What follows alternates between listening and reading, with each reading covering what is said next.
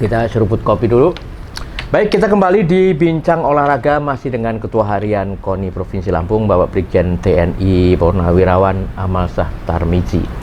Saat ini kita akan masuk pada inti dari pembicaraan kita ini, yaitu pembahasan soal PON.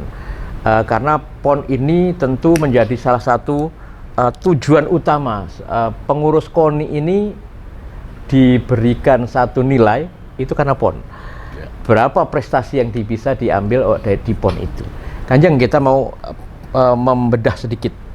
Tentu punya target-target khusus, yang ini target optimis, target pesimis, yang untuk peraih medali.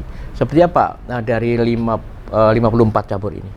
Jadi kami beserta tim ONEP telah melihat pelaksanaan kegiatan mereka training center, begitu juga udah bincang-bincang dengan cabur. Cabur ya. Tapi kami tidak berbicara target optimis maupun pesimis. Oke. Kami selalu optimis. Ya. Tapi memang seperti kita ketahui dari 54 cabur yang berangkat, yang sangat berpeluang mendapat medali emas itu hanya 17 cabur. Sekitar itu ya? Sekitar 17. Sekitar 40% ya? Ya, sekitar 40%. Ya. Dan itu sudah cukup baik. Ya. Dan kami hitung-hitung ya sekitar 30 emas bisa kita raih. Pada saat PON Papua kita hanya dapat 14 medali emas. Kita masih berharap banyak dari senam. Ya. Dan juga ini ada kita kurang lebih target kita sekitar 4 emas itu. 4 emas ya. Senam ritmik ya, ritmik dan artistik ya. Senam ritmik dan artistik. Dari ritmik kita akan 3 emas itu. Kita harapkan Suci 2, Triwahyuni 1. Ya. Terus dari artistiknya masih ada Ade ya. Ade masih turun. Mudah-mudahan dia fix gitu ya. Karena dia sedikit cedera. Kita juga berharap banyak dengan olahraga baru yang kemarin di Papua eksibisi, yaitu kuras. Mungkin karena pelatnas kuras juga di Lampung, yang potensi mendapat medali emas itu sekitar 4 atau 5 medali emas. Ini pendatang baru ya? Ya, pendatang baru. Bukan hanya pendatang baru, olahraga baru itu. Baru juga ya? Dan kita juga atlet andalan kita yaitu angkat besi, angkat berat. Angkat besi paling tidak 2 emas, angkat berat 3 emas, dan juga Wira dari menembak bisa menyumbangkan 3 medali emas. Kita harapkan. Yang lain tinju, ada yang mengatakan bisa 2, tapi kita minimal saja 1. Yang baru ini muncul pada PON Papua tidak ada wakil, silat potensial. Pada saat kemarin babak kualifikasi dapat 1 emas, 3 perak dan 7 perunggu. Lolos 11 atlet ya. Kita ngobrol-ngobrol yang mereka optimis 1 emas. Karate kita pasti punya jago. Ari Saputra ya.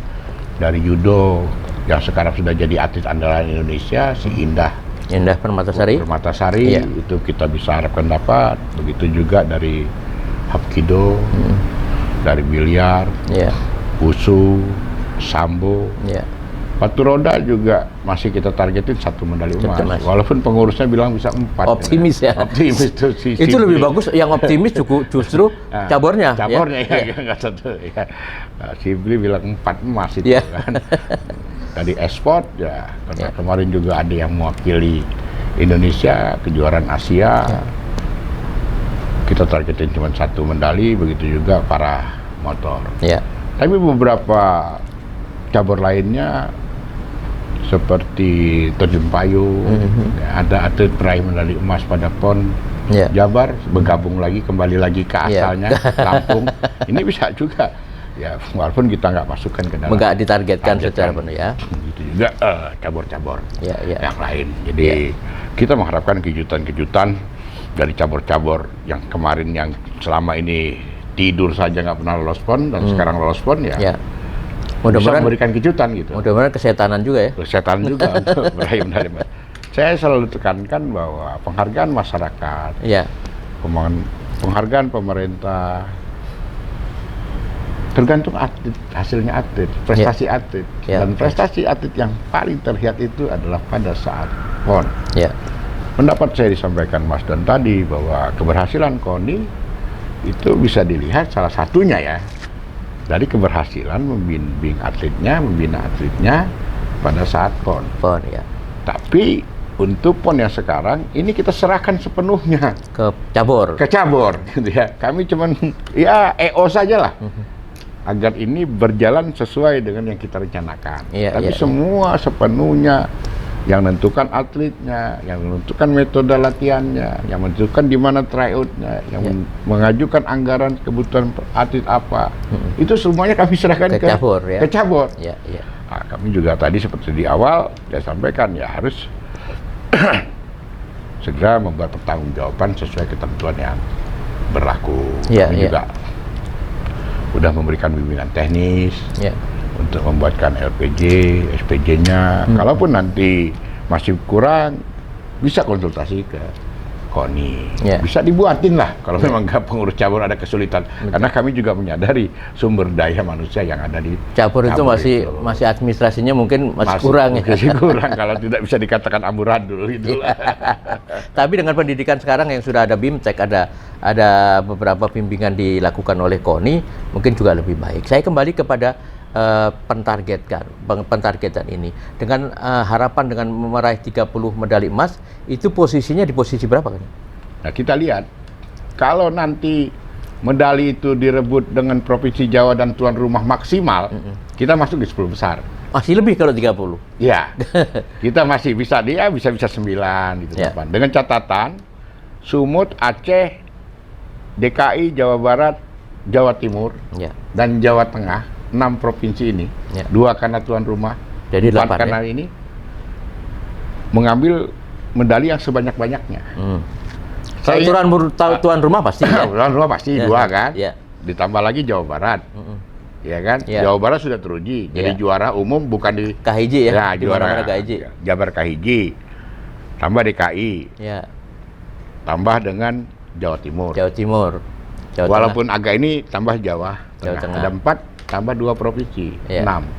Nah, sisa 6 ini ada 4 provinsi di dalam 10 besar, ini rebutan itu.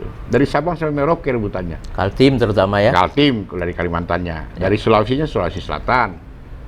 Dari Sumatera ada Riau. Dari Sumateranya ada Riau.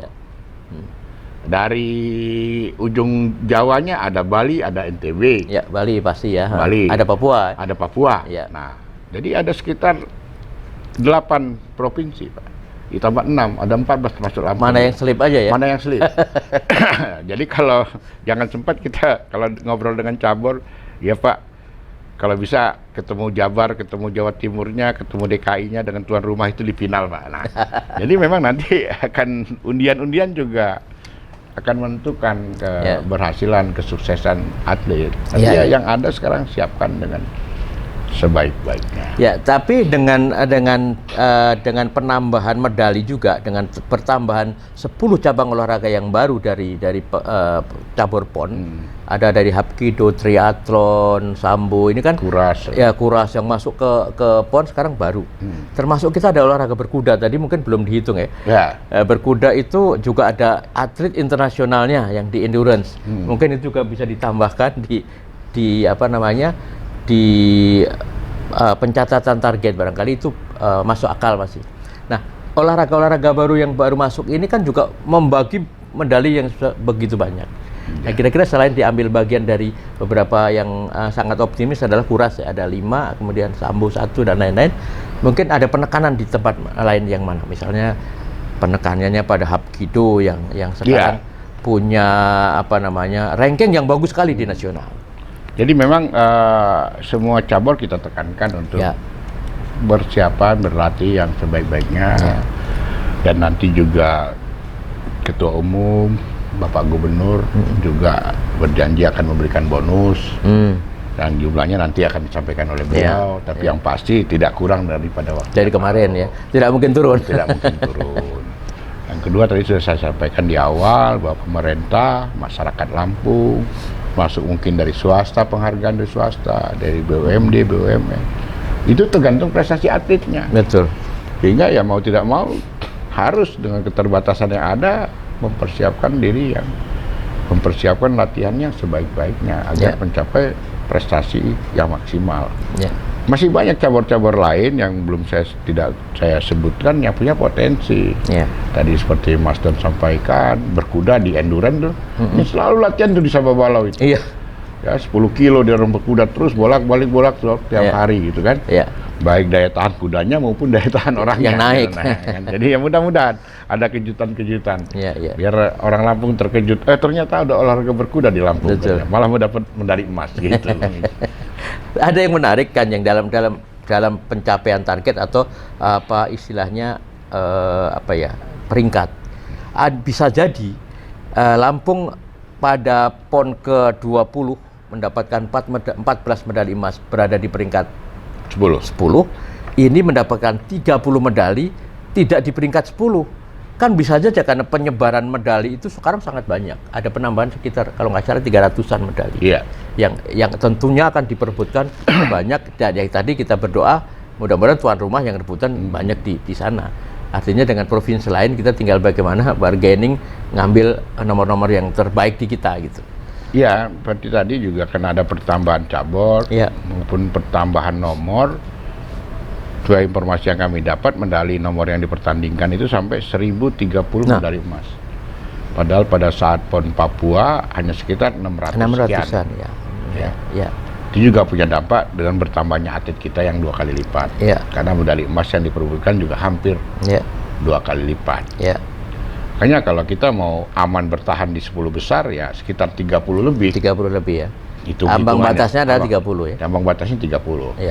Tapi itu juga lihat tadi seperti Mas Don sampaikan, mudah-mudahan ini direbut sama tuan rumah dan provinsi yang memang jago-jago olahraga di Pulau Jawa.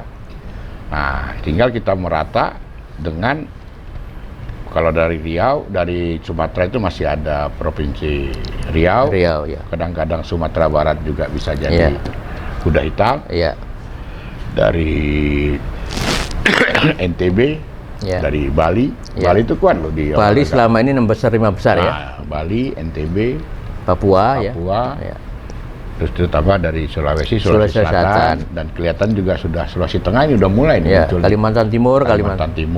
Nah, jadi itulah provinsi-provinsi yang menjadi saingan Provinsi Lampung. Apalagi kalau Kaltim dengan Riau udah berpengalaman sebagai tuan rumah. Jadi itu berat itu saingannya. Karena mereka juga secara pembinaan sangat konsan, misalnya berada di urutan 10 besar terus ya. Artinya sejak dia tuan rumah di Kalimantan Timur di PON 2008 sampai sekarang itu stabil. Yang agak labil adalah Sumatera Selatan. Yang ketika menjadi tuan rumah di peringkat keempat setelah keluar dari Palembang, waktu itu pengurusnya kan yang ada di sana kan. Ada di 18, sedangkan Lampung pernah di 14. Nah, sekarang kalau kita melihat situasi ini dari daftar itu semuanya kan banyak olahraga perorangan. Bagaimana Lampung kemudian setelah ini mengevaluasi bagaimana memperkuat olahraga perorangan ataupun bela diri misalnya. Ya, kalau di awal memang kami sampaikan juga pada rapat pengurus KONI bahwa kita itu kuatnya di perorangan. Fight, di bela diri perorangan. Ya, ini yang kita selalu tekankan ke cabur-cabur seperti kuras, tinju, terus ada senam, ada silat dan sebagainya, karate, hapkido. Mudah-mudahan kalau kita juga sudah sarannya lengkap dan juga mulai tumbuh hobi masyarakat, sehingga pada saatnya nanti kita juga bisa berprestasi di tingkat nasional untuk olahraga permainan. Yang memang digemari, masyarakat kita sangat gemar. Di kampung-kampung itu ada klub-klub voli, klub-klub sepak bola, hampir setiap kampung gitu. Dan rutin mereka bermain, rutin mereka mengadakan kejuaraan walaupun tarkam. Tapi belum muncul bibit-bibit klub sepak bola. Ada 1-2 pemain di tingkat nasional yang memang awalnya berasal dari Lampung, tapi berkembangnya tidak di Lampung. Tidak di Lampung karena kompetisi di Lampung belum berjalan secara baik. Ya, mudah-mudahan ke depan dengan tambahnya sarana prasarana olahraga, akan menambah kegemaran masyarakat berolahraga, akhirnya akan muncul bibit-bibit olahraga. Ya, ya. Artinya dalam menyikapi, kita mesti jelaskan juga kepada masyarakat bahwa tidak berpatokannya hanya kepada ranking ya. Barangkali dengan 30 itu yang sudah kita capai itu sudah 2 kali lipat perayaan atau pencapaian di luar PON di Papua. Papua 14 kita kalau benar-benar bisa mencapai 30 adalah 2 kali lipat. Ini toh juga prestasi yang baik. Ketika nanti tetap aja berada di luar 10 besar kan ini bukan artinya jeblok begitu loh. Ini yang perlu disampaikan ke masyarakat bahwa pencapaian itu bukan sekedar ranking tapi naiknya medali juga seperti itu. Seperti apa yang ingin sampaikan? Setuju saya itu, Mas Don. Jadi perlu kita pencerahan ke masyarakat. Nah, kita juga melihat bahwa tadi saya sampaikan salah satu tolak ukur keberhasilan KONI itu pencapaian perolehan medali pada saat PON. Walaupun juga dihadapkan dengan urutan di ranking. Tapi bukan hanya sekedar PON saja, KONI juga banyak kegiatan-kegiatan yang lain. Kami juga nanti direncanakan 2027 supaya bisa jadi tuan rumah 4-wheel. 2026 kami mendorong untuk dilaksanakannya Porprov, melaksanakan Porprov. Dan rencananya di 3 kabupaten nih, Pak. Ya, luar biasa. Ini hal baru lagi. Hal baru di Mesuji, Tulang Bawang dan Tulang Bawang Barat. Nanti 2025 kami akan mendorong KONI-KONI kabupaten kota agar melaksanakan Porkot dan Porkap secara rutin. Secara rutin, paling tidak 2 tahun sekali. 2 tahun sebelum pelaksanaan PON. Nah, 1 tahun sebelum pelaksanaan Porprov. Tapi juga kami akan mensosialisasikan ke para Pemprov, jangan paksakan agar ikut Porprov kalau memang belum siap sumber daya manusianya. Belum siap atletnya. Nah, yang ini saya potong dulu. Ini kita bahas seluruhnya nanti di Porprov itu di segmen yang ketiga kan. Ini menarik sekali karena ada pernyataan yang kemarin saya rekam, saya catat dan itu akan kita bahas yang di berikut ya. Kita pembicaraan selanjutnya, Mas. Kita akan jeda sejenak untuk membahas tadi ada yang sudah disinggung sedikit tapi biar nanti lebih lengkap di segmen yang ketiga seperti apa nanti pembahasan tentang Porprov di 3 kabupaten ini menarik juga dan apa yang tidak boleh dilakukan di Porprov 3 daerah ini yang sudah diputuskan oleh KONI. Tetap di Mitra TV, kita akan ketemu lagi di sesi yang ketiga.